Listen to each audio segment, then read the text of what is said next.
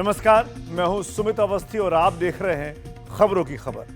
हम आपको वो खबरें दिखाएंगे जो आपके लिए बहुत ज़रूरी हैं, आपकी जेब से जुड़ी हो या आपकी हंसी खुशी से जुड़ी हो, चाहे न्याय से ही जुड़ी क्यों ना हो।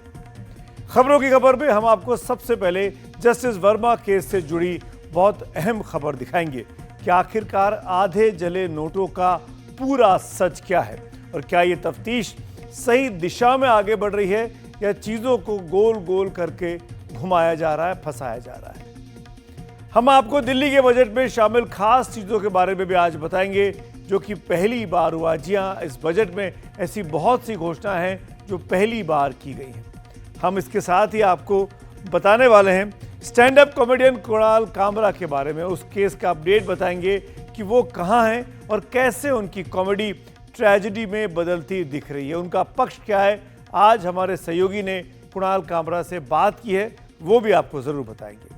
और साथ ही हम आपको बताएंगे एक खुशखबरी, सोना समृद्धि का सबसे बड़ा प्रतीक है। हम आपको आज ये बताने वाले हैं देश के किस राज्य में जमीन में सिर्फ सोना ही सोना निकलने वाला है। जी हाँ, सोने की बहुत बड़ी खोज हुई है, उसके बारे में तफसील से जानकारी आपको कुछ ही देर में मैं दूंगा। लेकिन सोने से पहले इंसाफ की बात कर लेते हैं। दिल्ली हाई कोर्ट के जज जस्टिस यशवंत वर्मा के घर से अर्ध जले नोटों के मिलने के बाद सवाल उठ रहा है कि क्या वो बेदाग साबित होंगे। ये रकम बहुत बड़ी है। सुप्रीम कोर्ट की जो प्रेस रिलीज आई थी उसी में कहा गया बड़ी मात्रा में रकम मिली थी जब आग लगी थी। सुप्रीम कोर्ट के मुख्य न्यायाधीश जस्टिस संजीव खन्ना ने जांच के लिए जिस 3 सदस्यों वाली कमेटी का गठन किया था, उसने आज पहली बार जस्टिस वर्मा के घर का मुआयना किया। 45 मिनट तक ये टीम जस्टिस वर्मा के बंगले पर रही तो आधे जले नोटों का पूरा सच जानने की कोशिश की। ये नोट निकले, नोटों का वीडियो शूट हुआ, वीडियो आप कई बार देख भी चुके हैं, हमारी इस रिपोर्ट में भी देखिएगा। ये नोट जलने के बाद जब रिकवर हुए फायर ब्रिगेड के पास, पुलिस वालों के पास, अगले दिन सुबह वहां पर नहीं थे, उसको हटाने की कोशिश की गई। ऐसी तमाम चीज़ें निकलकर सामने आ रही हैं जैसे जैसे मामले की खोज आगे बढ़ रही है। हमारी एक खास रिपोर्ट देखिए।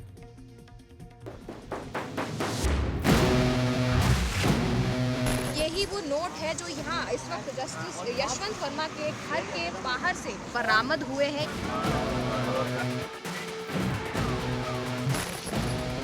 दिल्ली हाईकोर्ट के जज जस्टिस यशवंत वर्मा के घर पर वो जांच टीम पहुंच गई जिसका गठन भारत के मुख्य न्यायाधीश न्यायमूर्ति संजीव खन्ना ने किया था। जांच टीम ने उस स्टोर रूम का भी जायजा लिया जहां 500 के अधजले नोटों की बोरियां मिलने की बात है। ये 500 के 3 नोट हैं और अभी भी जस्टिस यशवंत वर्मा के घर के बाहर इस तरह के जले हुए नोट मिल रहे हैं। जांच में इस तेजी के बाद सवाल ये उठता है कि जांच टीम क्या क्या जांच करने वाली है और इस जांच से जस्टिस वर्मा का होगा क्या। रिपोर्ट के आने के बाद जो रिपोर्ट बनेगी वो सीजीआई को सौंपी जाएगी। सीजीआई जो है वो उस रिपोर्ट पे अप्रिशिएट करेंगे कि अगर एविडेंसेस जस्टिस वर्मा के अगेंस्ट में होती है तो जस्टिस वर्मा से गुजारिश की जाएगी कि आप इस्तीफ़ा दे दें। और इन केस जस्टिस वर्मा इस्तीफ़ा नहीं देना चाहते या किसी कारणवश उनको लगता है कि मुझे इस्तीफ़ा नहीं देना चाहिए, ये कमेटी अपनी रिपोर्ट सरकार को भेज सकती है जहाँ पे वो इम्पीचमेंट की प्रोसेस जो सीजीआई जो है वो सरकार को भेजते हैं कि जो इम्पीचमेंट प्रोसेसेस हैं उसको एक्टिवेट किया जाए। तो अमूमन इस टाइप के केसेस में यही होता है और इन केस अगर वो इंडक्ट नहीं करती है तो फिर तो कुछ कहना ही नहीं है। दरअसल जांच टीम के लिए भी जस्टिस वर्मा के घर पे मिले अधजले नोटों की गुत्थी को सुलझाना बहुत आसान नहीं है।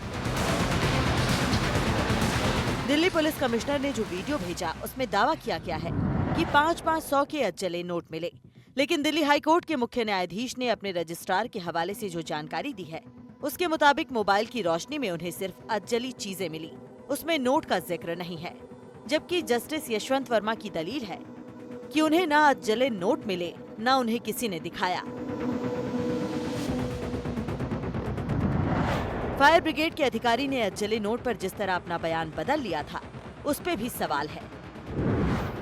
जस्टिस वर्मा का कहना है कि जिस कमरे में अधजले कैश मिले वो कमरा सबके लिए खुला था, लेकिन दिल्ली हाईकोर्ट के मुख्य न्यायाधीश ने अपनी रिपोर्ट में कहा कि मेरे द्वारा की गई जांच में प्रथम दृष्टया बंगले में रहने वाले लोगों नौकरों, माली और सीपीडब्ल्यूडी के कर्मियों के अलावा किसी अन्य व्यक्ति द्वारा कमरे में प्रवेश या पहुंच की संभावना नहीं दिखती है। इसी आधार पर दिल्ली हाईकोर्ट के मुख्य न्यायाधीश जस्टिस डीके उपाध्याय ने सिफारिश की कि इस मामले में गहन जांच की जरूरत है। यहां तक कि कानून के दिग्गज भी इसे एक गंभीर मामला बताकर जांच की मांग कर रहे हैं। अब सवाल है कि अगर मामले में जस्टिस वर्मा जिम्मेदार पाए जाते हैं तो कार्रवाई क्या हो सकती है।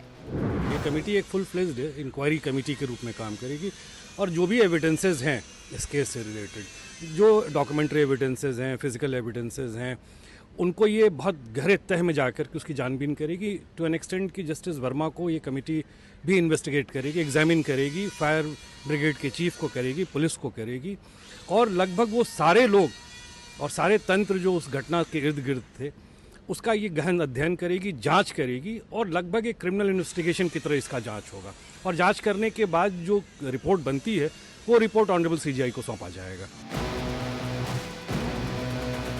मंगलवार को जिस मुस्तैदी के साथ जांच टीम घटनास्थल पर पहुंच गई, उसके बाद जस्टिस वर्मा की सफाई के बावजूद कुछ सवाल तो उठते ही हैं। क्या अपने बंगले के कैंपस में ही इतनी बड़ी रकम मिलने की खबर से जस्टिस वर्मा अनजान हो सकते हैं? अगर ऐसा है तो फिर वो पैसा किसने रखा था और पैसे का स्रोत क्या है? फिर ये भी सवाल है कि 15 मार्च की सुबह उन जले हुए नोटों को कमरे से किसने हटाया था। ये मामला इतना तूल पकड़ रहा है कि जब जस्टिस वर्मा का ट्रांसफर उनके मूल हाईकोर्ट यानी इलाहाबाद हाईकोर्ट में किया गया तो वहां वकीलों ने आज से बेमियादी हड़ताल शुरू कर दी। बार एसोसिएशन की तरफ से हाईकोर्ट के गेट नंबर 3 पर वकील टेंट लगाकर बैठ गए। वो सीजीआई से गुहार लगा रहे हैं कि जस्टिस वर्मा को इलाहाबाद हाईकोर्ट में भेजने के अपने फैसले पर वो पुनर्विचार करें। फिर भी ट्रांसफर नहीं रुकता है तो 26 मार्च से हाईकोर्ट का फोटो आइडेंटिफिकेशन सेंटर भी अनिश्चित काल के लिए बंद हो जाएगा। अब सवाल है कि ऐसे माहौल में भी ट्रांसफर क्यों हुआ? घटना दिल्ली में हुई है और यहाँ पर वो जज कॉलेजियम में आते थे, सीनियरिटी में बहुत ऊपर थे, तो जुडिशियल वर्क वापस लेने के बावजूद तमाम प्रशासनिक कार्यों में और बहुत ज़रूरी जिसमें जजेस का अपॉइंटमेंट भी शामिल है, उसमें सीनियर मोस्ट जजेस का रोल होता है। तो इसलिए ये एक उचित कदम है कि उनको यहाँ रखने का औचित्य नहीं बनता था और इस वजह से कॉलेजियम ने बहुत साफ किया कि जो इन हाउस प्रक्रिया है उसका इस ट्रांसफ़र से कोई संबंध नहीं है, क्योंकि इन हाउस प्रक्रिया तथ्य की जांच करेगी, फैक्ट फाइंडिंग रिपोर्ट पेश करेगी। जिस तरह की घटना हुई है और पुलिस कमिश्नर ने जैसा वीडियो और फोटो मुहैया कराए दिल्ली हाई कोर्ट के चीफ जस्टिस डीके उपाध्याय को, उसके आधार पर चीफ जस्टिस ने सीजीआई को जो रिपोर्ट सौंपी उसमें कहा कि इसकी गहनता से जांच होनी चाहिए और उसके बाद ये फैसला लिया गया है। और सीजीआई ने कहा है चीफ जस्टिस को कि फ़िलहाल कोई भी न्यायिक कार्य जस्टिस वर्मा को ना सौंपा जाए। इसके अलावा उनका जो ट्रांसफ़र है जो वो रिजोल्यूशन अभी तक कॉलेजियम ने नहीं किया है, सिर्फ प्रस्ताव रखा है कि क्यों ना उन्हें ट्रांसफ़र कर दिया जाए। तो बड़ी घटना है, उसकी बड़ी जांच यहाँ पर चल रही है, नतीजा आने में वक्त लग सकता है। दरअसल जस्टिस वर्मा के घर पर बड़ी मात्रा में अजले नोटों का मिलना सिर्फ एक जज का मामला न होकर पूरे न्यायिक व्यवस्था का मामला बन जाता है। इसलिए भारत के मुख्य न्यायाधीश ने जस्टिस वर्मा को साफ कर दिया था कि जब तक जांच पूरी नहीं होती तब तक जस्टिस वर्मा कोई न्यायिक फैसला नहीं करेंगे, यानी उनके पास कोई काम नहीं होगा। साथ ही जस्टिस वर्मा को कहा है कि वो अपने मोबाइल से किसी भी मैसेज या डेटा को डिलीट ना करें। साथ ही पिछले 6 महीने में जस्टिस वर्मा की ऑफिशियल और पर्सनल कॉल डिटेल निकाली जाएगी। उनके घर पर रहने वाले सिक्योरिटी अधिकारियों और गार्ड की डिटेल्स भी जांच टीम को दी जाए। ये मामला सड़क से संसद तक चल रहा है, जहां अखिलेश यादव जस्टिस वर्मा के समर्थन में है, वहीं कांग्रेस विरोध कर रही है और बीजेपी फूंक फूंक कर बयान दे रही है। और सुप्रीम कोर्ट को मैं धन्यवाद भी देता हूं कि जिस तरह से बयान आ रहे थे और जिस तरह से पूरे देश में कंफ्यूजन था, फायर ब्रिगेड का वह वीडियो रिलीज करके उन्होंने जस्टिस का सबके सामने रखा और मुझे लगता है इसके बाद सभी को इंतजार करना चाहिए। हाई कोर्ट के जज से ये अपेक्षा नहीं की जाती कि उसके घर से करोड़ों रुपया निकलेगा। पूरी जुडिशरी की इज्जत दांव पर लगी है हाई कोर्ट ने जो रिपोर्ट दी है वो उनके खिलाफ है। Supreme court in house report तैयार कर रही है, 3 जजेस उस रिपोर्ट को बना रहे हैं, इन्वेस्टिगेट कर रहे हैं, उसका हमें इंतज़ार रहेगा। उसके बाद इस पे ज़्यादा बेहतर तरीके से बातचीत की जा सकती है। देखिए ऐसा है, जज साहब पे भ्रष्टाचार का सवाल नहीं उठ सकता।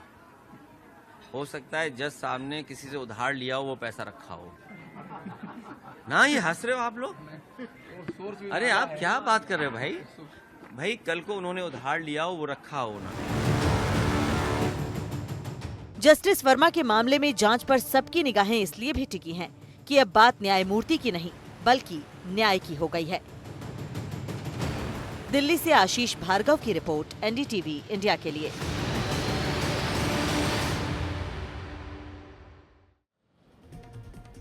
और अब बात दिल्ली की कर लेते हैं। आज दिल्ली विधानसभा में मुख्यमंत्री रेखा गुप्ता ने साल 2025 का बजट पेश किया। रेखा गुप्ता के द्वारा ये पहला बजट पेश किया गया है। ये इस लिहाज से भी ऐतिहासिक है कि 27 साल बाद दिल्ली में भारतीय जनता पार्टी की किसी सरकार ने बजट पेश किया हो। इस बजट में उन राजनीतिक वायदों का ख्याल रखा गया जो चुनावों के दौरान बीजेपी ने किए थे। हालांकि आम आदमी पार्टी ने बजट को हवा हवाई बताया है। हम आपको आगे बताएंगे कि इस बजट में ऐसा क्या है जो पहली बार हो पाया है। लेकिन उससे पहले देखिए कि कैसे ये बजट 1 लाख करोड़ के पार चला गया है। इस बार का दिल्ली सरकार का बजट ऐतिहासिक है। 1 लाख करोड़ रुपए का प्रस्तावित किया गया है। 1 लाख करोड़ रुपए का बजट प्रस्तावित किया गया है। अपनी सरकार के पहले बजट को मुख्यमंत्री रेखा गुप्ता ने विकसित दिल्ली के बजट का नाम दिया। महिलाओं को 2500 रुपए महीने देने का जो वादा बीजेपी ने चुनाव के दौरान किया था, उसे बजट में जगह मिली है। इसके अलावा यमुना की सफाई, स्वास्थ्य और शिक्षा को लेकर भी कई अहम प्रावधान हैं। 2500 रुपए महीने वाली महिला समृद्धि योजना के लिए बजट में 5100 करोड़ रुपए रखे गए हैं। इसके अलावा मातृत्व वंदन योजना के लिए 210 करोड़ रुपए रखे गए हैं। इस योजना के तहत गर्भवती महिलाओं को 21,000 रुपए देने की बात है। यमुना को लेकर इस चुनाव में काफी राजनीति चली। अब उसकी सफाई के लिए 500 करोड़ का प्रावधान रखा गया है। सामाजिक कल्याण की योजनाओं के लिए 10,047 करोड़ की रकम रखी गई है। हमने घोषणा की थी कि दिल्ली की गरीब महिलाओं को प्रति माह 2,500 रुपए उपलब्ध कराए जाएंगे। और मुझे ये बताते हुए अत्यंत खुशी है कि न केवल इस योजना को महिला समृद्धि योजना के तौर पे लागू करने का फैसला 2025-26 में इसके हेड में हमने 5100 करोड़ रुपए का प्रस्तावित प्रावधान किया है। केजरीवाल सरकार के समय दिल्ली के स्कूलों की बड़ी चर्चा रही। शायद इसी को ख्याल में रखते हुए दिल्ली के नए बजट में स्कूलों को लेकर कई ऐलान हैं। दिल्ली के बच्चों के लिए नए सीएम श्री और पीएम श्री स्कूल खुलेंगे। 100 सरकारी स्कूलों में लैंग्वेज लैब खोली जाएगी। बच्चों को स्कूलों में फ्री लैपटॉप भी मिलेगा। हमारी प्राथमिकता है कि बच्चों को, हर बच्चे को अच्छी और सुगम शिक्षा मिले और उसके घर के नजदीक मिले। सभी बच्चों को उनकी आर्थिक पृष्ठभूमि से परे गुणवत्तापूर्ण शिक्षा सुनिश्चित करना है। इसके लिए हमने वर्ष 2025-26 में नए सीएम श्री स्कूल खोलने की घोषणा की है। यह स्कूल नेशनल एजुकेशन पॉलिसी से जुड़े होंगे, जिसका पूर्ण अनुपालना वहां की जाएगी। इसमें national curriculum framework for school education 2023 भी लागू किया जाएगा। ये स्कूल पीएम श्री स्कूलों की तर्ज पे खोले जाएंगे। इस योजना के लिए हमने वर्ष 2025-26 में 100 करोड़ रुपए का प्रावधान किया है। 100 करोड़ रुपए का। इसके अलावा बजट में जो महत्वपूर्ण ऐलान हैं, उनके मुताबिक दिल्ली में पानी की समस्या से निजात के लिए पानी टैंकरों में लगेगा। दिल्ली के सीनियर सिटीजन को पेंडिंग ग्रांट मिलेगा। इसके लिए 20 करोड़ का आवंटन किया गया है। दिल्ली की कनेक्टिविटी को बेहतर बनाने के लिए 1000 करोड़ रुपए रखे गए हैं। दिल्ली को 5000 और इलेक्ट्रिक बसें मिलेंगी। दिल्ली मेट्रो के काम के लिए 929 करोड़ का बजट रखा गया है और गिग कामगारों के लिए वेलफेयर बोर्ड बनाया जाएगा। खास बात यह है कि एनडीटीवी ने चुनावी नतीजों के बाद आम नागरिकों के बीच एक सर्वे कराकर 5 अहम प्राथमिकताओं की एक सूची मुख्यमंत्री को सौंपी थी। उस सूची को ध्यान में रखा गया है। जो हमने संकल्प पत्र में कहा था उसको ग्राउंड पे उतारने का काम शुरू हो गया है। 2500 का वादा किया था हमने महिलाओं के लिए, 5100 करोड़ का बजट प्रोविजन कर दिया गया है। हमने अटल कैंटीन का वादा किया था, 100 करोड़ का प्रोविजन हो गया है। यमुना साफ करने का हमने वादा किया था, उसके लिए 9000 करोड़ का प्रोविजन कर दिया गया है। हमने दिल्ली की सड़कों को ठीक करने का कहा था, उसके लिए बजट प्रोविजन हुआ है। दिल्ली में हेल्थ सेक्टर कैसे अच्छा हो उसके लिए अच्छा खासा पैसा रखा गया। हालांकि इस बजट को लेकर राजनीतिक घमासान भी शुरू हो गया है। उम्मीद के मुताबिक आम आदमी पार्टी ने इसे हवाई बजट बताया है, जबकि रेखा गुप्ता ने आपकी खबर ली है। जो कल हम सवाल उठा रहे थे कि आर्थिक सर्वेक्षण, इकोनॉमिक सर्वे सदन पटल पर क्यों नहीं रखा गया, इसीलिए नहीं रखा गया क्योंकि उसमें जो तथ्य हैं, उसमें जो आंकड़े हैं, उसमें जो विश्लेषण है, आज इस हवाई बजट की सारी हवा निकाल देता। इसलिए निराधार बजट इन्होंने सदन पटल पर प्रस्तुत कर दिया है। दिल्ली को लंदन बनाने का सपना दिल्ली वासियों को उन्होंने बेचा, लेकिन टूटी सड़कें, ट्रैफिक जाम, इनकम्प्लीट प्रोजेक्ट ने इस महानगर को एक अराजक राजधानी बना दिया। विज्ञापन सरकारों ने इंफ्रास्ट्रक्चर के नाम पे केवल पोस्टर चिपकाए। जितना खर्चा योजना में नहीं होता था, उससे ज्यादा पब्लिसिटी एक्सपेंस होता था, उतना होर्डिंगों में खर्च होता था, उससे ज्यादा। मैं ऐसी अनेक योजनाएं आपको बता सकती हूँ कि योजना के मद में कुछ नहीं था, पर होर्डिंग का पूरा खर्चा था, अखबारों में पूरी ऐड थी, देश भर में थी। ऐसी सरकार जिसने धरातल पे विकास को ठप कर दिया। देश की राजधानी होने के बावजूद दिल्ली की नागरिक सुविधाओं को लेकर सवाल उठते रहे हैं। देखना है अब 1 लाख करोड़ का ये बजट दिल्ली की सूरत और सीरत कितनी बदलता है। सफर अपना किसी तूफान के डर से रुकता नहीं, इरादा कर लिया तो फिर इरादा कर लिया हमने। जब 27 साल बाद दिल्ली में भारतीय जनता पार्टी की सरकार बनी, नई सरकार बनी, तो एनडीटीवी ने दिल्ली के लोगों के बीच एक सर्वे किया और उनसे पूछा कि क्या वो प्राथमिकता के तौर पे चाहते हैं। पूरे जो लिस्ट हमारे पास मिली वो सूची हमने सरकार को सौंपी कि दिल्ली के लोग इन क्षेत्रों में सरकार से चाहते हैं कि ज़रूर इंटरवीन करे, हस्तक्षेप करे और दिल्ली को बेहतर बनाए।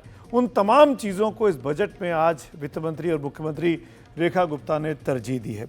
बहुत से नए रिकॉर्ड भी आज बने हैं जो कि आपको जान लेना चाहिए कि जब ये बजट पेश किया रेखा गुप्ता जी ने, तो इसमें क्या क्या खास है जो पहली बार हुआ है। ऐसा पहली बार हुआ है दिल्ली में। ये तमाम अपडेट्स मैं आपको एक फटाक से दे देता हूँ। पहली बार सीएम श्री स्कूल के लिए 100 करोड़ रुपए आवंटित किए गए हैं और ये पहली बार है कि 10वीं के टॉपर्स को लैपटॉप दिया जाएगा। आयुष्मान भारत के साथ 5 लाख के स्वास्थ्य बीमा को पहली बार हरी झंडी दिखाई गई है। महिला स्मृति योजना को 5100 करोड़ रुपए आवंटित करने की घोषणा मुख्यमंत्री ने की है, जब पिंक टिकट के बजाय अब पिंक कार्ड दिया जाएगा। दिल्ली में मॉडर्न गौशालाएं बनेंगी। भाषा लैब के लिए 100 करोड़ का प्रावधान इस बजट में है। बुजुर्गों की पेंशन के लिए बढ़ोतरी की गई है। ओवरहेड वायर शिफ्टिंग के लिए 100 करोड़ की व्यवस्था इस बजट में की गई है और व्यापारियों के लिए ट्रेड वेलफेयर बोर्ड बनाने की घोषणा भी आज मुख्यमंत्री ने की है। ये वो तमाम घोषणाएं हैं जो पहली बार दिल्ली के बजट में दिखाई दी है। हम आपको दिल्ली के बजट की बात तो कर चुके हैं, लेकिन अब आपको दिल्ली से लिए चलते हैं बिहार की तरफ। दिल्ली में 27 साल बाद बीजेपी ने बजट पेश किया तो बिहार में लालू प्रसाद यादव की पार्टी यानी आरजेडी ने 20 साल से अपनी सरकार और अपना बजट पेश किए जाने के सपनों का पूरा होने का जो इंतज़ार कर रही है, उन्होंने भी ऐसा कुछ काम किया कि वो सरकार में आ पाएँ, इसकी बिसात बिछानी शुरू की है। बिहार में इसी साल दरअसल विधानसभा चुनाव होने वाले हैं, लेकिन कांग्रेस लगता है कि लालू पर सीटों के लिए लगातार दबाव बना रही है। इस खबर को हवा तब मिली जब लालू यादव के घर हुई इफ्तार दावत में ना तो कांग्रेस के प्रभारी पहुंचे और ना ही वहां के नए नवेले प्रदेश अध्यक्ष। सवाल हो गया, संदेह हो गया कि आखिरकार क्या कांग्रेस में और आरजेडी में दूरियां हो रही हैं। बीजेपी और जेडीयू ने खूब इस खबर को बताया कि कांग्रेस नहीं गई, इसका मतलब तेजस्वी अकेले भी चुनाव लड़ सकते हैं। आखिरकार इसका संदेश क्या है, अगर आप ये समझना चाहते हैं तो हमारी ये रिपोर्ट देखिए।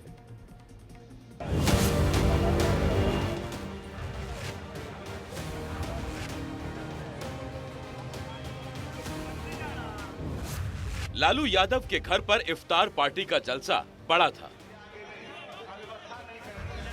शामियाना भी बड़ा था। जितने रोजेदार साथी हैं, नवाजी साथी जितने हमारे हैं, खाने पीने का इंतजाम भी बड़ा था। लालू और तेजस्वी के समर्थकों का मजमा भी बड़ा था, लेकिन बात छोटी पड़ गई।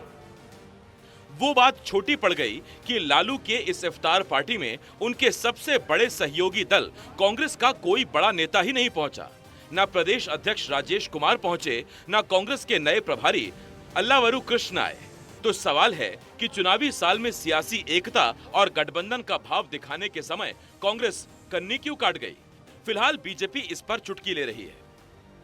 राजद की इफ्तार पार्टी से कांग्रेस की दूरी यह उनकी अनुदिनी कलह को दर्शाता है। दरअसल दोनों पार्टियां तुष्टीकरण की राजनीति में माहिर हैं, दोनों अपने अपने तरह से तुष्टीकरण करते हैं और इस तरह का आयोजन से उनकी असलियत, महागठबंधन की असलियत सामने आ चुकी है।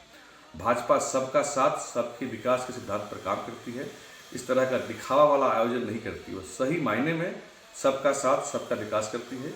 नौटंकी पर विश्वास बीजेपी नहीं करती। ये पिछली सदी की बात है, जब बिहार में कांग्रेस की भी सरकार होती थी, उसका मुख्यमंत्री होता था। पिछले 35 साल से कांग्रेस सत्ता से वंचित है और कभी कभार मौका मिलता भी है तो बेहद जूनियर पार्टनर के रूप में। 1990 से 1995 तक बिहार में कांग्रेस ने विपक्ष की भूमिका निभाई। 1995 में लालू के बढ़ते प्रभाव में बीजेपी विरोध के नाम पर कांग्रेस लालू के प्रति नरमी दिखाने लगी। साल 2000 में जब लालू की पार्टी आरजेडी को अपने दम पर बहुमत नहीं मिला तो बीजेपी और नीतीश कुमार को रोकने के लिए कांग्रेस ने राबड़ी देवी की सत्ता की पालकी को अपने समर्थन का कंधा दे दिया और तब से बिहार में कांग्रेस लालू यादव के पीछे पीछे चलने वाली पार्टी बनकर रह गई। सिर्फ 2009 में कांग्रेस से लालू का गठबंधन नहीं हो पाया था तो लोकसभा चुनाव दोनों अलग अलग लड़े थे। अब बदले हालात में क्या कांग्रेस की पुरानी याददाश्त लौट आई और क्या उसे ये लगने लगा है कि पहले खुद को मजबूत बनाओ फिर गठबंधन धर्म निभाओ? अभी तो कांग्रेस और आरजेडी दोनों ही इस मामले में लीपापोती कर रहे हैं। इसका कारण ऐसा नहीं कि हमने इफ्तार पार्टी का तिरस्कार किया है, हमने सम्मान किया है, लेकिन पूर्व निर्धारित कार्यक्रमों की वजह से हमारे नेतागण, हमारे कार्यकर्तागण उस इफ्तार पार्टी में नहीं जा पाए, लेकिन कुछ लोग गए भी।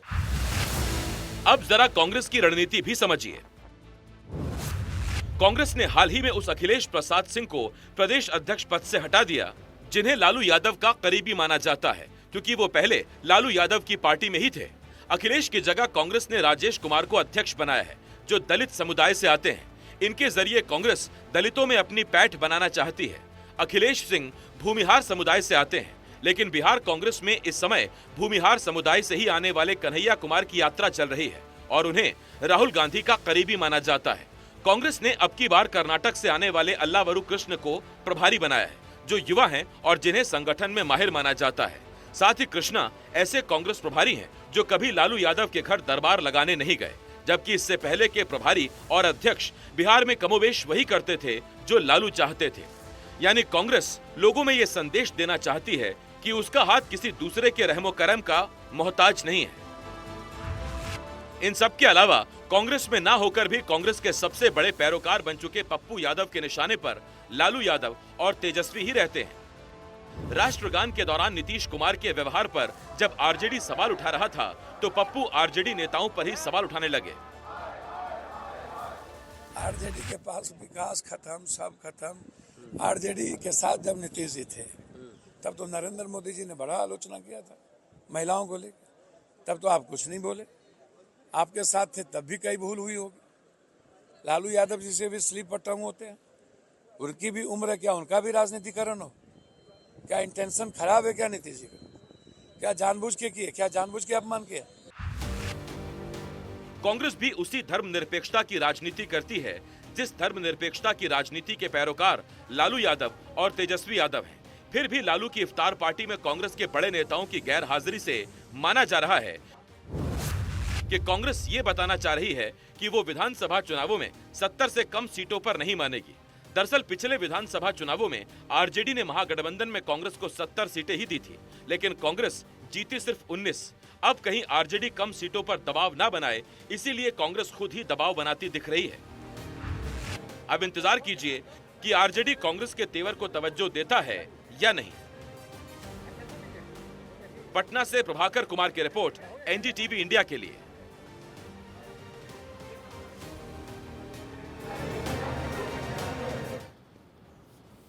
कांग्रेस और आरजेडी के संबंधों के बीच उतार चढ़ाव के बीच में आज दिल्ली में कांग्रेस की एक अहम महत्वपूर्ण बैठक बिहार के नेताओं की हुई। ज्यादातर नेता इस राय के थे कि बिहार में आरजेडी के साथ मिलकर ही पार्टी को चुनाव लड़ना चाहिए, लेकिन बिहार के कांग्रेस प्रभारी ने तेजस्वी के मुख्यमंत्री उम्मीदवार बनने पर कहा कि यह इंडिया ब्लॉक की बैठक में तय होगा। वहीं दूसरी तरफ नीतीश कुमार सदन के भीतर आरजेडी पर अभी भी बेहद आक्रामक रह रहे हैं। अगर कांग्रेस चुनावी तैयारी करने की बात कर रही है तो एनडीए भी चुनावी रणनीति बनाने में जुट चुकी है। नीतीश और चिराग के घर पर हुई इफ्तार पार्टी में एनडीए के सभी नेताओं की मौजूदगी से ये संदेश दिया जा रहा है कि एनडीए पूरी तरीके से एकजुट है। इसमें भी बीजेपी की रणनीतिक तैयारी के लिए गृह मंत्री अमित शाह जल्द ही पटना भी पहुंचने वाले हैं। अरे बैठो ना, तोरा कौन सी तोरा कौन सी सुन लीजिए, तेरा हस्बैंड का है, तोरा कौन सी है, बैठा तू, तोरा कौन सी जो है सो हस्बैंड का है। और आप लोग तो आज तक कोई काम किए ही नहीं। जब भी बिहार के मुख्यमंत्री नीतीश कुमार विधान परिषद में पहुंचते हैं और सामने पूर्व मुख्यमंत्री राबड़ी देवी होती हैं, तो उनका तेवर ऐसा ही होता है। कुछ दिनों पहले भी ऐसा ही था। थोड़ा ना तोरा कौची मालूम है। अरे आप क्या थे, अरे कौची के लिए मुख्यमंत्री बने। बिहार का कायाकल्प आरजेडी ने किया या नीतीश कुमार और बीजेपी ने, इस बात को लेकर जैसे जैसे चुनाव नजदीक आ रहा है वैसे वैसे वार पलटवार तेज होता जा रहा है। साथ ही अपने वोटरों को लुभाने की जुगत में भी सभी दल लग गए हैं। एक तरफ लालू यादव ने इसी कड़ी में इफ्तार पार्टी दी, तो दूसरी तरफ एनडीए में एक इफ्तार पार्टी मुख्यमंत्री नीतीश कुमार की हुई, तो दूसरी चिराग पासवान की। आप भले हमारे इफ्तार में मुस्लिम संगठनों को आप कहें कि भाई ना जाएं, मुख्यमंत्री जी के इफ्तार में आप कहें कि वो ना जाएं, चंद्रबाबू नायडू जी के इफ्तार में उनको कहें कि वो ना जाएं, पर जो लोग राजद के इफ्तार में जा रहे हैं, बताएं कि इन लोगों ने क्या किया है मुसलमानों के लिए। इन लोगों से भी तो सवाल जवाब किए जाने चाहिए ना, जो अपने आप को सो कॉल्ड मुसलमानों का ठेकेदार समझते हैं, उनके हितों के संरक्षण करने वाला समझते हैं। जिस तरह नीतीश के घर इफ्तार में चिराग पहुंचे और चिराग के घर नीतीश कुमार पहुंचे, उससे यही माना जा रहा है कि मुख्यमंत्री नीतीश कुमार 2020 में चिराग पासवान के दिए जख्म को भुलाकर आगे की रणनीति पर काम कर रहे हैं। जहां लालू यादव के घर इफ्तार में कांग्रेस के नेता पहुंचे, वहीं नीतीश के घर इफ्तार में जेडीयू के ही नहीं बल्कि बीजेपी के भी नेता पहुंचे। साथ ही चिराग तो थे ही। इससे ये संदेश गया कि जहां विपक्षी खेमे के महागठबंधन में दरार है, वहीं एनडीए एकजुट होकर चुनावी तैयारी कर रहा है। इसी कड़ी में अगले महीने 24 अप्रैल को पंचायती राज दिवस के मौके पर प्रधानमंत्री नरेंद्र मोदी बिहार के मधुबनी में होंगे। वहां मुख्यमंत्री नीतीश कुमार तो होंगे ही, पंचायती राज मंत्री ललन सिंह भी रहेंगे। हालांकि सवाल ये उठ रहा है कि क्या एनडीए अगला चुनाव भी नीतीश कुमार के ही नाम पर लड़ेगी या कोई और भी रणनीति है। हमारे लाडले मुख्यमंत्री नीतीश कुमार जी। हालांकि बीजेपी अपनी अलग रणनीति पर काम कर रही है। 29 मार्च को केंद्रीय गृह मंत्री अमित शाह बिहार के दौरे पर जा रहे हैं, जहां उसी रात बीजेपी दफ्तर में प्रदेश कोर कमेटी की एक अहम बैठक होने वाली है। बिहार में अमित शाह की मौजूदगी से ये माना जा रहा है कि बीजेपी अपनी अलग चुनावी रणनीति पर युद्ध स्तर पर जुटने जा रही है। दिल्ली में प्रशांत के साथ एनडीटीवी इंडिया की रिपोर्ट।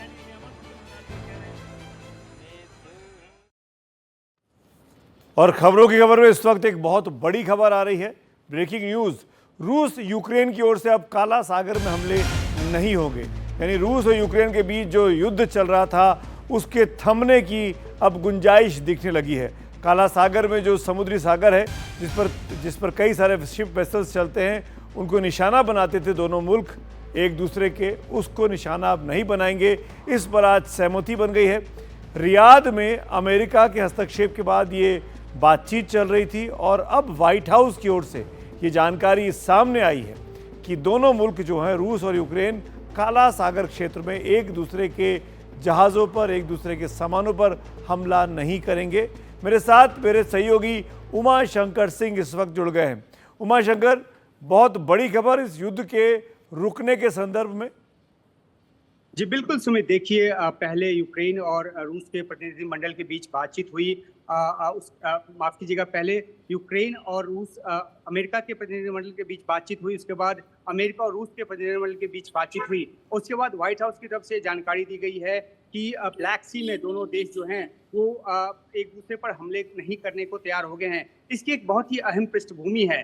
ब्लैक सी समझौता जो है, ग्रेन समझौता, वो दोनों देशों के बीच यानी कि यूक्रेन और रूस के बीच 2022 में ही युद्ध के शुरुआत के कुछ महीनों के बाद ही लागू हुआ था, जिसको कि यूएन और टर्की ने अप्रूव किया था। लेकिन उसके बाद जो है 2023 में रूस इस संधि से बाहर आ गया था, ये बताते हुए कि इसका फायदा यूक्रेन को तो मिल रहा है लेकिन रूसी अनाज या रूसी फर्टिलाइजर को एक्सपोर्ट करने में फायदा नहीं मिल रहा है। अब जबकि दोनों देशों के बीच जो है अमेरिका एक संधि वार्ता कराने की तैयारी में है, तो रूस की तरफ से शर्त रखी गई थी कि यूक्रेन और रूस के बीच जो ब्लैक सी को लेकर समझौता है उसको दोबारा लागू किया जाए। इस समझौता के लागू होने का सीधा सा मतलब है कि जो रूस है वो अपने फर्टिलाइजर्स और दूसरे उत्पाद को ब्लैक सी के जरिए दुनिया के दूसरे देशों को भेज सकेगा और इस तरह से वो जो प्रतिबंध उस पर लगा हुआ है अमेरिका या पश्चिमी देशों की तरफ से, उससे को कुछ हद तक पार पा सकेगा। तो अपने आप में एक बड़ी खबर है और इस मामले में और ज्यादा डिटेल का भी इंतजार है।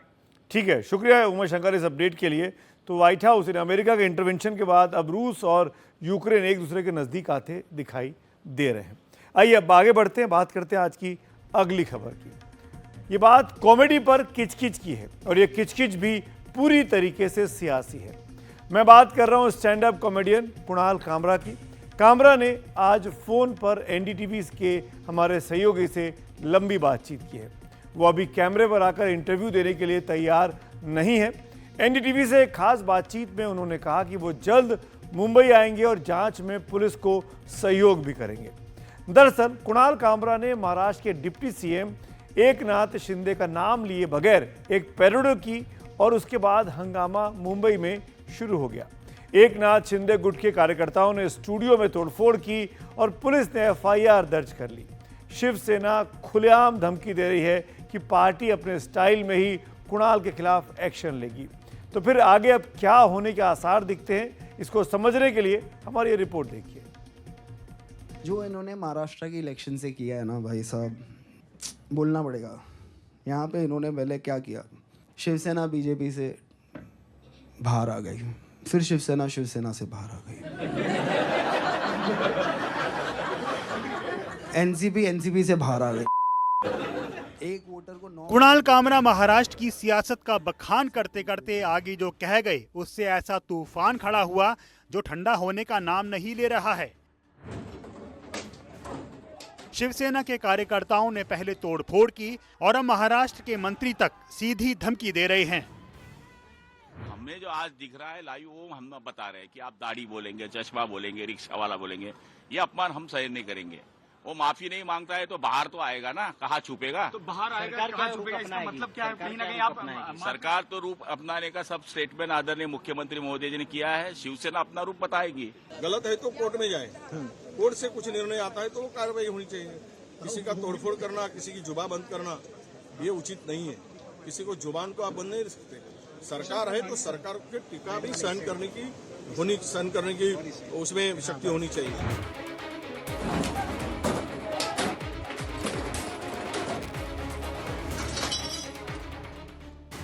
दरअसल कुणाल कामरा ने सोशल मीडिया पर पोस्ट डालकर यह साफ कर दिया कि वो माफी नहीं मांगेंगे। इसके बाद एकनाथ शिंदे की शिवसेना का गुस्सा 7वें आसमान पर है। दूसरी ओर उद्धव की सेना कुणाल कामरा के साथ खड़ी है। भाई उसका अधिकार है, क्यों माफी मांगे हो? क्या उसमें कौन सा वो शब्द, वाक्य तो छोड़ो, एक शब्द बताओ कि जो शब्द गलत है। सच्चाई बताई ना उसने, तो उस पर लगना क्या है? आप गुवाहाटी में नहीं गए थे क्या? गए थे ना, तो फिर क्यों बुरा लगता आपको? वहां जाके जो तमाशा आप लोग कर रहे थे वो लोग देख रहे थे ना, आप ही लोग बता रहे थे टीवी पे कैसे नाच रहे टेबल पे खड़े रहकर। शिवसेना एक रिएक्शन पार्टी है उसको रिएक्शन तो मिलेगी। शिवसेना के हम हिंदू हृदय सम्राट शिवसेना प्रमुख माननीय बाला साहब ठाकरे और हमारे नेता के बारे में कोई अनाप शनाप बातें करेगी तो हम उनसे छोड़ेंगे नहीं। कुछ भी हो, कानून कायदा जो कुछ हो रही सजा होगी हम लोगों को होंगी, वो हम भुगतने के लिए तैयार है। लेकिन कुणाल कामरा महाराष्ट्र हिंदुस्तान में घूम नहीं सकता, ये मैं आपके दरों उससे बताता हूँ। इस बीच कुणाल कामरा आज मुंबई पुलिस के पास नहीं पहुंचे। उन्होंने 1 हफ्ते का वक्त मांगा है। वहीं शिवसेना कार्यकर्ताओं के अवैध तोड़फोड़ के बाद बीएमसी ने उस स्टूडियो में कथित तौर पर वैध कार्रवाई शुरू कर दी है, जिसमें कुणाल कामरा ने कॉमेडी शो किया था। महाराष्ट्र के गृह राज्य मंत्री योगेश कदम ने विधानसभा में कहा, कॉमेडियन कुणाल कामरा की कॉल रिकॉर्डिंग और बैंक स्टेटमेंट की भी जांच की जाएगी। If you are going to insult Honorable Supreme Court, if you are going to insult Honorable Prime Minister of India, if you are going to insult Hindus, gods and goddesses, it is not tolerable. You cannot behave like this in Maharashtra or in India. As a comedian, we also enjoy comedy. I enjoy Veerdas. I enjoy in my childhood I enjoyed Pula Deshpande. But this is not kind of comedy which will be tolerated in Maharashtra. वो कहते हैं उनके bank account freeze कर देंगे, वो उनके call records जांच करेंगे, उन पे पूरी कार्रवाई होगी। मैं तो कहती हूँ वहीं तक क्यों सीमित हो रहे हो? सीबीआई को इन्वॉल्व करो, ईडी को इन्वॉल्व करो, अजीत डोवल जी से रिक्वेस्ट करिए, गृह मंत्री से रिक्वेस्ट करिए कि वो एनआईए को लेकर आए, एटीएस को लेकर आए, मिनिस्ट्री ऑफ एक्सटर्नल अफेयर्स को कहिए कि देखिए कहीं इंटरनेशनल कॉन्स्पिरेसी का हिस्सा तो नहीं है। क्योंकि उनका गुनाह क्या है? उन्होंने एक जोक मारा है, एक जोक जो सरकार की तरफ लेकर किया है। उधर बीजेपी कह रही है कि कुणाल कामरा ने मातोश्री में लिखा स्क्रिप्ट पढ़ा है। तो ये अहंकारी सुपारीबाज कामरा है और मातोश्री से जो स्क्रिप्ट लिख करके आती है वही स्क्रिप्ट ये पढ़ता है और मातोश्री के स्क्रिप्ट के आगे ना एक शब्द आगे जाता है ना एक शब्द पीछे जाता है। कुणाल कामरा को मैं अभी से नहीं जानता हूँ, जब वो हमारे पे क्रिटिसाइज करता था तब से मैं जानता हूँ। कुणाल कामरा ने हमारे ऊपर भी इसी प्रकार से टीका टिप्पणी की है। देखिए, मैं मानता हूँ कि एक फ्रीडम ऑफ एक्सप्रेशन, अगर व्यक्तिगत तौर पर टीका नहीं की है तो टीका को स्वीकार करना चाहिए। महाराष्ट्र में विपक्ष ये भी पूछ रहा है कि कंगना रनौत और कुणाल कामरा पर देवेंद्र फडणवीस का स्टैंड कैसे अलग हो गया। देवेंद्र फडणवीस साहब ने जो स्टेटमेंट दिया था, इस तरीके का एक्शन इज नॉट ओके वगैरह बहुत कुछ वहां पे कहा गया था। अभी कल वो सत्ता में वो वहां पे होम मिनिस्टर है, वहां पे उनका अगर स्टेटमेंट देखो तो टोटली कॉन्ट्राडिक्टरी है। मतलब आप सत्ता में होते हो या आपके कार्यकर्ता पे जब कार्रवाई की जाती है तो आपका स्टेटमेंट बदल जाता है। तो हमारा कहना है कि स्टेटमेंट यूनिफॉर्म होना चाहिए। आप उस बात से बिल्कुल मत जोड़िए, क्योंकि वो जो था वो एक कम्प्लीटली एक इलीगल एक्टिविटी थी जो वो की गई थी। ये जो है कंप्लीट एक लीगल कार्रवाई जो है वो की गई है। तो दोनों का कोई भी एक दूसरे से कोई भी जोड़ा नहीं जा सकता है ना। महाराष्ट्र की सियासत को कॉमेडी के करंट का ऐसा झटका लगा है कि पक्ष और विपक्ष पूरी तरह से गुत्थम गुत्था है।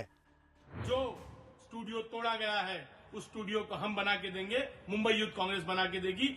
हर मुंबईकर के साथ मुंबई यूथ कांग्रेस खड़ा है, उसके स्वाभिमान के लिए खड़ा है, उसकी बोलने की आजादी के लिए खड़ा है। सरकार अपनी कानून के हाथ लंबे होते हैं, जो गलतियां करेगा वो जेल में जाएगा। शरद पवार साहब के बारे में भी ऐसे ही बिना नाम का एक ट्वीट किया गया था, उसको 30 दिन जेल में डाला। एक उद्धव जी के बारे में एक नेवी ऑफिसर ने, रिटायर्ड नेवी ऑफिसर ने गलत शब्दों का इस्तेमाल कमेंट में किया, उसका मुंह फोड़ दिया था। अब ये सब कानून है, सामाजिक कानून होते हैं, कुछ संविधान के तहत कानून होते हैं। सामाजिक कानून में कार्यकर्ता अपना काम करते हैं और संवैधानिक कानून में कानून अपना काम करते हैं। कुणाल कामरा ने शिवसेना की लड़ाई को एक नई हवा दे दी है, लिहाजा तय मानिए कि बात अभी और बढ़ेगी। Bureau report, NDTV India. Sudhir Mungantiwar बड़े नेता हैं और वो कह रहे हैं कि कानून संवैधानिक होता है और कानून सामाजिक होता है। सामाजिक अपना काम करता है, संवैधानिक अपना काम करता है। यानी जो तोड़फोड़ हुई, जो कुछ हुआ वहां पर, वो सब कुछ ठीक था। दरअसल कुणाल कामरा के साथ विवाद लगातार जुड़े रहे हैं। ऐसा नहीं कि कुणाल कामरा के साथ ये कंट्रोवर्सी पहली बार कुछ हुई हो। लगातार कोई ना कोई विवाद कुणाल कामरा के को अपने आगोश में लिए रहता है। हाल ही में अगर आपको याद हो तो ट्विटर पर यानी एक्स पर ओला के फाउंडर भाविश अग्रवाल के साथ काफ़ी ज़्यादा तीखी बहस में कुणाल कामरा फंस चुके थे। भाविश और कुणाल के बीच कई दिनों तक लंबी बहस चलती रही ओला के कामकाज को लेकर।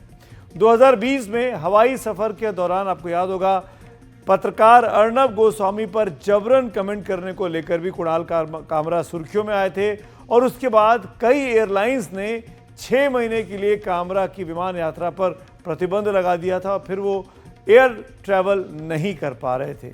ये वही कुणाल कामरा हैं। ये कुणाल कामरा राहुल गांधी के साथ उनकी भारत जोड़ो यात्रा में भी दिखाई दिए थे। आइए आगे बढ़ते हैं आज की और खबरों की ओर और अगली खबर में आपको दिखाते हैं कि टीवी चैनलों, सोशल मीडिया, यूट्यूब चैनलों और ऐसे तमाम माध्यमों पर इन दिनों सौरभ और मुस्कान की कहानी खूब छाई हुई है, खूब वायरल हो रही है। रोज़ नए नए वीडियो इन दोनों के निकल के सामने आ रहे हैं, नए नए खुलासे हो रहे हैं। लेकिन ये तमाशा नहीं, त्रासदी है। इस त्रासदी में रोज़ नई कहानियाँ भी जुड़ रही हैं। आज ऐसी एक कहानी यूपी के औरैया से आई। यहाँ भी एक पत्नी ने शादी के 15 दिन बाद अपने पति की हत्या करवा दी और एक मामला आज कर्नाटक से भी आया जहाँ पति ने पत्नी की हत्या की और फिर खुद को मार लिया। 4 बच्चे अनाथ रह गए। ये कहानियाँ बताती हैं कि हमारे रिश्तों का क्या हाल हो रहा है।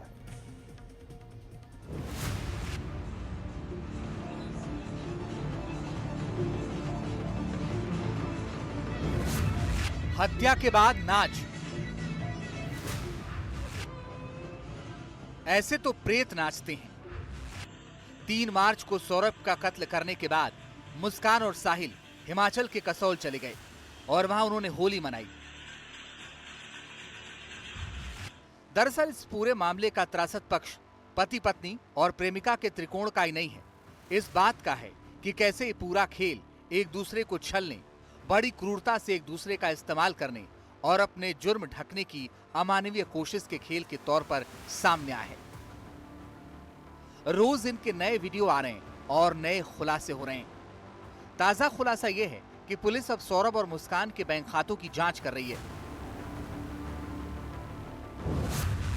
मेरठ पुलिस दोनों के बैंक अकाउंट देख रही है। सौरभ के फोन से भी पता लगा रही है कि कब किसे पेमेंट किया गया। हत्या से पहले और हत्या के बाद पेमेंट को लेकर जांच हो रही है। सौरभ की हत्या में इस्तेमाल होने वाले सामान, ड्रम, दवाई, चाकू, सीमेंट, ब्लीचिंग पाउडर और सब कुछ ऑनलाइन ट्रांजैक्शन से ही खरीदा गया था। अकाउंट के जरिए पता लगाया जा रहा है कि हत्या से पहले और हत्या के बाद मुस्कान ने सौरभ के फोन से कहां पेमेंट किया था।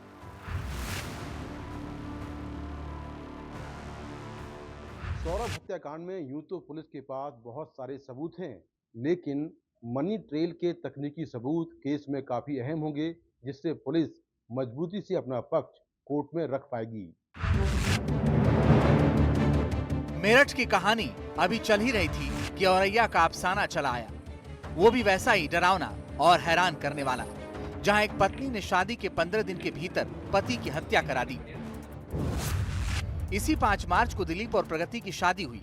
फिर दिलीप 19 मार्च को घायल हालत में मिला। इलाज के दौरान दिलीप की मौत हो गई। लेकिन कहानी इस तरह बदली कैसे? यहाँ एक नई बात सामने आ रही है। फिर एक त्रिकोण है, लेकिन बिल्कुल खूनी इरादों वाला। जानकारी के मुताबिक शादी के पहले प्रगति के अनुराग नाम के एक शख्स से संबंध थे। प्रगति ने अनुराग के साथ मिलकर पति को मारने की साजिश रची। दोनों खुद ये काम नहीं करना चाहते थे, इसलिए उन्होंने 2 लाख में दिलीप की सुपारी दी। सुपारी के बचे रुपयों के लेन देन के दौरान पत्नी और प्रेमिका पकड़े गए। पुलिस की दबिश में शूटर भी हथियार समेत गिरफ्तार हो गया। बताया जा रहा है कि 2 लाख की ये रकम प्रगति ने अपनी मुंह दिखाई से भी जुटाई थी। पुलिस भी इस पूरे मामले से हैरान है। सूचना मिलने पर 112 का पुलिस तुरंत मौके पर पहुंचा। प्रस्तुत व्यक्ति को 3 दिन बाद उनका इलाज के दौरान उनका मृत्यु भी हो जाता है और इलाज के दौरान ये भी पता चलता है कि उनको किसी ने गोली भी मारा है। 44/25 में अब पुलिस द्वारा 3 अभियुक्त को गिरफ्तार किया गया है। पुलिस द्वारा आवश्यक विधिक कार्रवाई किया जा रहा है। इस घटना में और भी शामिल लोगों के लिए पुलिस लगातार ढूंढ रहे हैं, उनको भी जल्दी गिरफ्तार किए जाएंगे। बेशक ये 2 ऐसे मामले हैं जिनमें पत्नियों ने पतियों की हत्या की है और शायद इसीलिए इस पर ज्यादा अचरज हो रहा है।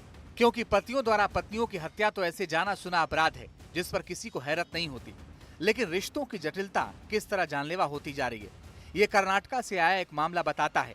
कर्नाटक के विजयपुर जिले के गोड्डालामारी गांव में 4 बच्चे अनाथ हो गए क्योंकि आरोपों के मुताबिक पति ने पत्नी को मार डाला और फिर अपनी जान ले ली। सिदप्पा हरनाल का शव एक खेत में पेड़ से लटका मिला, जबकि उसकी पत्नी मेघा हरनाल का शव भी बरामद हुआ। उसकी गर्दन और पैर साड़ी से बंधे हुए मिले। इस जोड़े की शादी 8 साल पहले हुई थी और उसके 4 बच्चे हैं। तो मेरठ से औरैया और कर्नाटक तक पसरी ये कहानी हमारे लगातार कुछ और अमानवीय होते जाने की खबर दे रही है।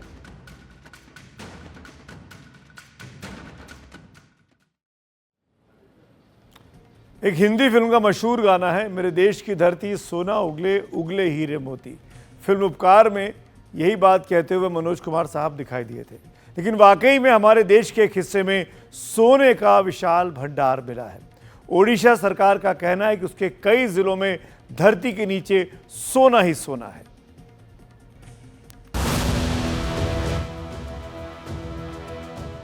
इस साधारण मिट्टी के नीचे दौलत की कितनी हलचल होगी, आपको इसका अंदाजा भी नहीं होगा।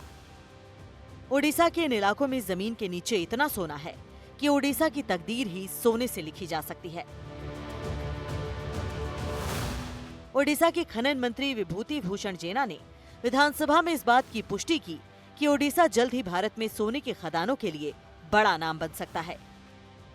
हमारा ये रत्नगर्भा उड़ीसा है और जैसे कि केउंझर का गोपुर गाजीपुर और मयूरभंज का सुलेपाट जसीपुर और देवगढ़ का आड़स, ऐसे जगह में कई जगह में भी संधान मिला है और मैं निश्चित हूँ जितने जल्दी हो सके हम उससे कार्रवाई कार्रवाई करेंगे और एक्सट्रैक्ट भी करेंगे और सारा भारत को पता चलेगा कि उड़ीसा में कितने सोने हैं। ओडिशा वैसे पहले से भी प्राकृतिक संसाधनों के लिए मशहूर है। भारतीय भूवैज्ञानिक सर्वेक्षण और ओडिशा खनन निगम के मुताबिक सुंदरगढ़, नवरंगपुर, अंगुल और कोरापुटा जिलों में सोने के बड़े भंडार पाए गए हैं। इनके अलावा मलकानगिरी, संबलपुर और बौद्ध जिलों में भी सोने की मौजूदगी के संकेत मिले हैं। मयूरभंज जिले के जशीपुर, सुड़ियागुड़ा, रुआसी, इडेलकुचा, मारेदीही, सुलेपत और बादाम पहाड़ इसके बड़े केंद्र हो सकते हैं। उसी तरह देवगढ़ जिले के आदासा रामपल्ली क्षेत्र में तांबे की खोज के दौरान सोने का पता चला था। केओंझर जिले के गोपुर, गाजीपुर, मंकड़चुआ, सालेकाना और दमीरी मुंडा क्षेत्रों में भी सोने की खोज जारी है। ओडिशा सरकार ने देवगढ़ जिले में अपने पहले सोने के खनन ब्लॉक की नीलामी की योजना बनाई है, जिससे राज्य के खनन क्षेत्र को बड़ा बढ़ावा मिलेगा। सोने की इन खोजों से ओडिशा में निवेश बढ़ेगा और स्थानीय लोगों को नए रोजगार के मौके मिलेंगे। अगर नीलामी और खनन की प्रक्रिया सुचारू रूप से आगे बढ़ी तो ओडिशा जल्द ही भारत के सबसे प्रमुख सोना उत्पादक राज्यों में शामिल हो सकता है। भुवनेश्वर से देव कुमार की रिपोर्ट।